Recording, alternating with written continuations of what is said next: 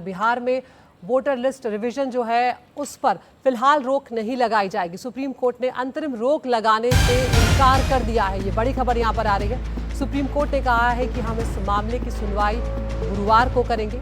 Voter list revision के खिलाफ 5 अर्जियां दाखिल हुई हैं। इसमें आपको बता दें, कपिल सिब्बल ने ये कहा है कि लाखों मतदाताओं का यहाँ पर सवाल है। तो यहाँ पर एडीआर की तरफ से भी याचिका दाखिल की गई थी, विपक्षी नेताओं की तरफ से भी ये याचिका की गई थी। इसमें जल्द से जल्द सुनवाई की अपील की गई थी, लेकिन फिलहाल ये कहा गया है इसमें कि रोक नहीं लगाई जाएगी। सुप्रीम कोर्ट ने अंतरिम रोक लगाने से इनकार कर दिया। रुक कर रहे हैं हमारे सहयोगी आशीष भार्गव का यहाँ पर। आशीष, क्या कुछ हुआ कोर्ट में यहाँ पर बताएं, क्योंकि जो विपक्ष की तरफ से याचिका दाखिल की गई है, जो एडीआर की तरफ से याचिका दाखिल की गई है, उसमें काफ़ी कुछ कहा गया है। लोकतंत्र को लेकर भी सवाल उठाए गए।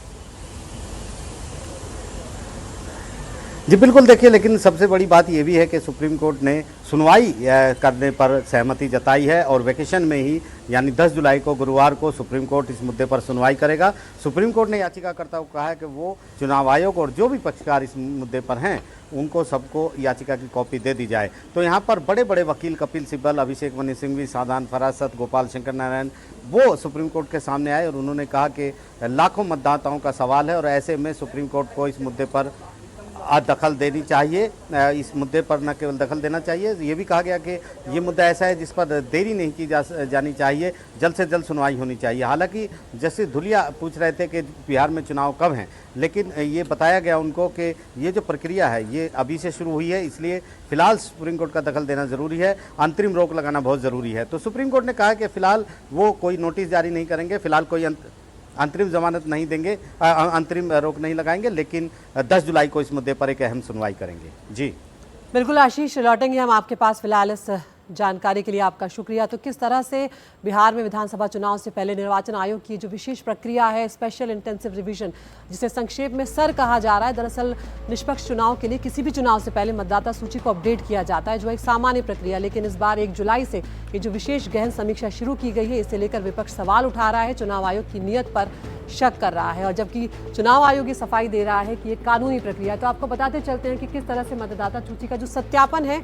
उसे लेकर यहाँ पर क्या कुछ कहा गया है। दस्तावेज जमा करने के लिए और वक्त यहाँ पर चुनाव आयोग की तरफ से दिया गया। इसके अलावा 25 जुलाई के बाद भी दस्तावेज जमा हो सकेंगे, ये भी लोगों को इसमें छूट दी गई है। साथ ही अब तक 25 जुलाई आखिरी तारीख की गई थी, लेकिन उसके बाद चुनाव आयोग ने इस प्रक्रिया में ढील दे दी है और 25 जुलाई तक भरना होगा सत्यापन का जो फॉर्म होगा उसे।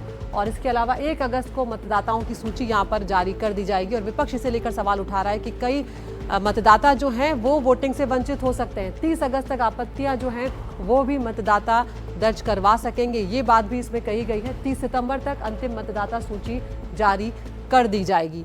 तो इस तरह से ये प्रक्रिया जो है इसे पूरी तरह से आगे बढ़ाया जा रहा है। तो यहाँ पर आपको ये बता रहे हैं कि जिस तरह से एडीआर ने यहाँ पर याचिका दाखिल की थी, विपक्ष ने याचिका दाखिल की थी, उनकी तरफ से ये साफ कहा गया था कि इससे मतदाता अपने वोटर के अधिकार से वंचित रह सकते हैं और ये चुनाव आयोग का जो फैसला है ये मनमाना है।